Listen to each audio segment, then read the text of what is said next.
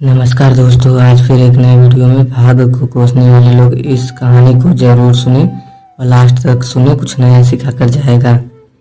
एक बार एक इंसान अपनी ज़िंदगी से बहुत परेशान था। वह हर समस्या अपने आप को कोसता रहता था कि क्या ज़िंदगी मिली है, मुझे क्या जीवन है, हर परेशानी मेरे साथ ही है, हर दुख मुझे ही आकर घेरता है, हर झंझट मेरे सर पड़ती है। एक दिन इसी तरह अपने आप को बैठा हुआ कोस रहा था कि क्या नसीब है मेरा, क्या किस्मत है मेरी, क्या ज़िंदगी है कि तभी अचानक एक बाज अपने शिकार को पंजे में दबाए एक पेड़ पर आकर बैठ जाता है और वहीं पर अपने उस शिकार को खाने लग जाता है।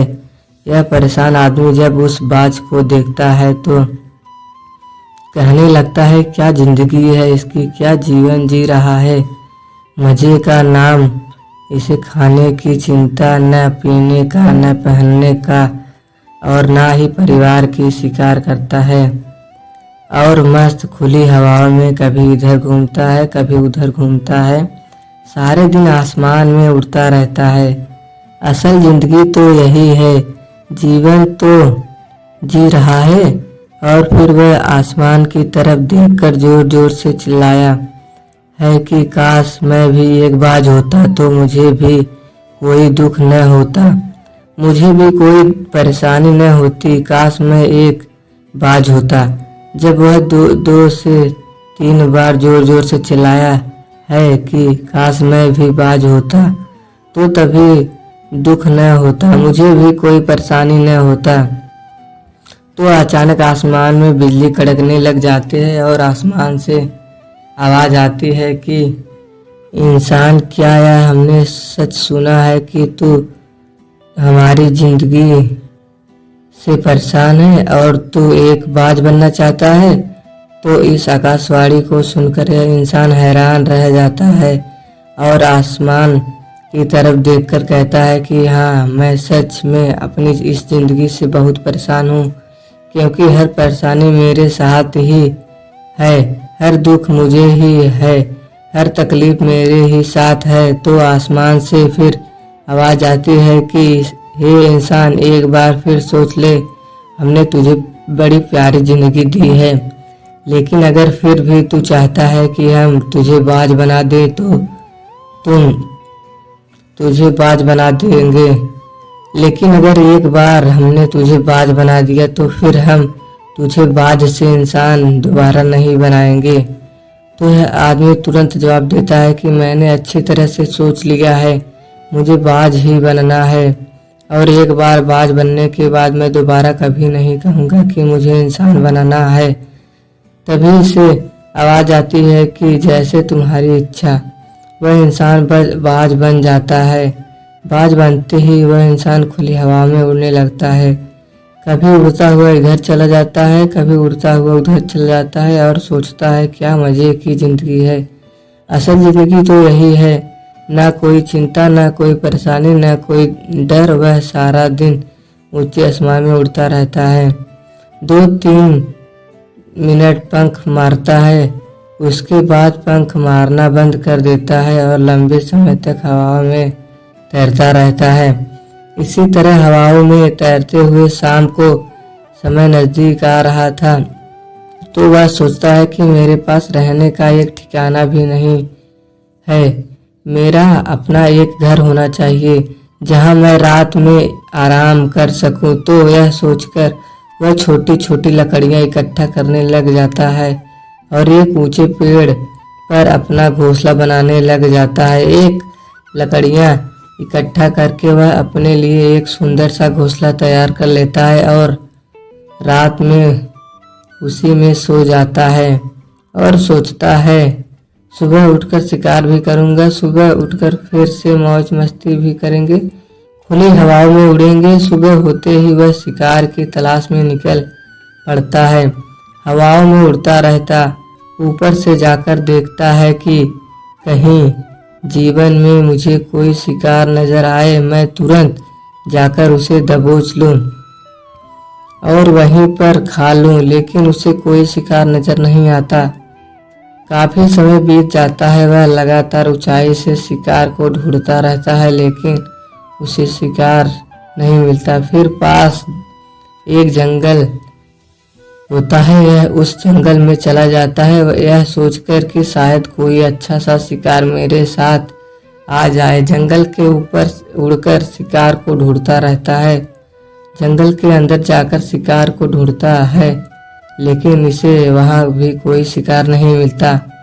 शाम का समय नजदीक आ जाता है तो मायूस होकर वापस अपने घोंसले की तरफ लौट रहा होता है कि रास्ते पर थक कर एक पेड़ के ऊपर बैठ जाता है। तब यह उस पेड़ के ऊपर बैठा होता है तो उसकी नज़र एक बीमार चिड़िया पर पड़ती है, जो कि लय अवस्था में होती है। तुरंत जाकर उसे दबोच लेता है, उसके पंख निकालकर अलग कर देता है और उसे खा जाता है। चिड़िया को खाने के बाद अपने घोंसले की तरफ उड़ जाता है और रास्ते में सोचता है कि चलो बीमार चिड़िया ही सही, लेकिन कुछ तो खाने को मिला।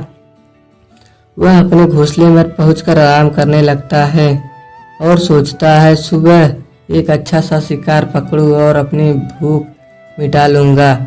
जैसे ही सुबह का प्रकाश होता है, यह निकल पड़ता है अपने शिकार की तलाश में। हवा में उड़ता रहता, लेकिन आज फिर कोई शिकार इसके हाथ नहीं आता। काफी समय बीत जाता है, यह ऊंचाइयों पर जाकर अपनी तेज नजरों से शिकार को ढूंढने की पूरा कोशिश करता है, लेकिन इसे कोई भी शिकार नहीं आता।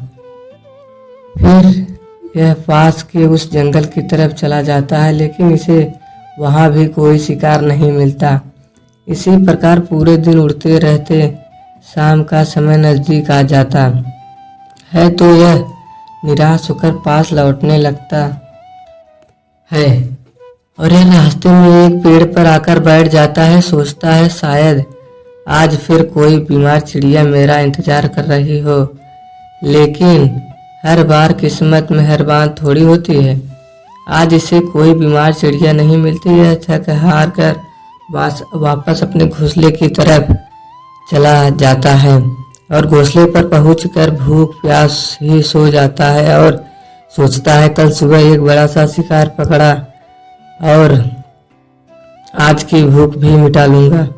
रात को अपने घोंसले में सोया होता है, गहरी नींद में होता है, तभी भयानक तूफान आता है। इस तूफान की हवा इतनी तेज होती है कि इसके घोंसले को उड़ाकर एक जगह फेंक है और वे कहीं दूर दूसरी जगह फेंकते हैं तो यह जहाँ गिरता है वहाँ नीचे एक नोकदरा लकड़ी पड़ी होती है, जो इसके पंजे में गड़ जाती है और इसे बुरी तरह घायल कर देती है। तूफान के रुकने के बाद बारिश शुरू हो जाती है।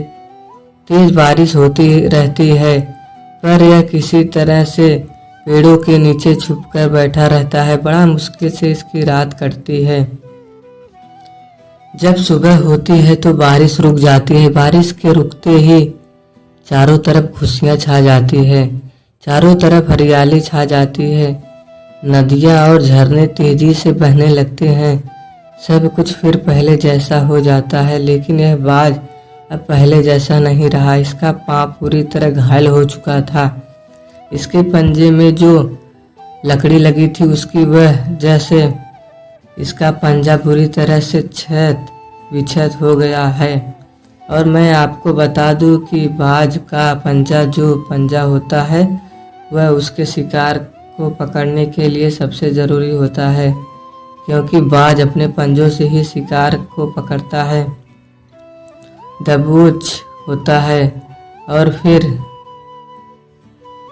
अपने चोंच के माध्यम से नोच नोच कर खाती है। लेकिन अब इस बाज का पंजा बुरी तरह से घायल हो चुका था और वह पिछले 2 दिनों से भूखा था। यह शिकार की खोज में थोड़ा सा उड़ता है कि शायद फिर कहीं कोई बीमार चिड़िया इसे मिल जाए, लेकिन कहाँ बार बार कोई बीमार चिड़िया मिलने वाली थी। वह कुछ देर तक उड़ता है, लेकिन फिर भूख और दर्द के मारे थक कर एक पेड़ पर आकर बैठ जाता है। वह पेड़ पर आकर बैठ जाता है तो लेकिन उसे पता नहीं था कि एक मुसीबत उसका इंतजार कर रही है, और मुसीबत यह थी कि 8-10 कौवा एक झुंड लेकर इसे परेशान करने लग जाते हैं। इसके ऊपर आकर इसके घाव में चोंच मारने लग जाते हैं। उन्हें भी पता चल जाता है कि यह बाज घायल है और भूख की वजह से कमजोर भी है। यह बाज उनसे बचने के लिए थोड़ा सा उड़ता है और फिर जाकर बैठ जाता है। उसे पीछा छुड़ाने का प्रयास करता है, लेकिन वह फिर इसके पीछे आ जाते हैं। यह फिर उड़कर थोड़ी दूर चला जाता है, लेकिन वह इसका पीछा नहीं छोड़ते, बार बार इसके पास आकर इसे परेशान करते रहते हैं। कौवे अक्सर बाज के साथ ऐसा करते हैं, लेकिन फिर बाज में उनके साथ एक खेल खेलता है। जब कौवों का झुंड बाज को परेशान करता है और उनका पीछा नहीं छोड़ता तो बाज हवा में सीधी उड़ान भरने लग जाता है। वह तेजी से सीधा ऊपर की ओर उड़ने लग जाता है। कौवे भी उसके पीछे उड़ते हैं, लेकिन कुछ देर तक उड़ने के बाद कौवे ऐसी ऊंचाई पर पहुंच जाते हैं जहां पर उन्हें ठीक से ऑक्सीजन मिलना बंद हो जाता है। उनकी दम घुटने लग जाती है, उनकी सांस रुकने लग जाती है। तो फिर वह वहां से ऊपर नहीं जा पाते, पर क्योंकि बाज तो बादलों से भी ऊपर उड़ सकता है, इसलिए वह तो ऊपर चला जाता है।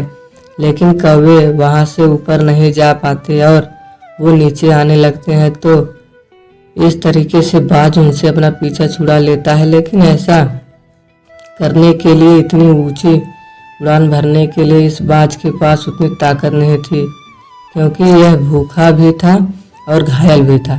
तो यह उड़ता और थोड़ी से दूर जाकर बैठ जाता और कौवे फिर आकर इसे परेशान करने लग जाते। इसी तरह भूख और घायल हालत में एक दिन गुजर जाता है और दूसरा दिन गुजर जाता है और तीसरा दिन गुजर जाता है, लेकिन इस बात की हालत में कोई सुधार नहीं आता।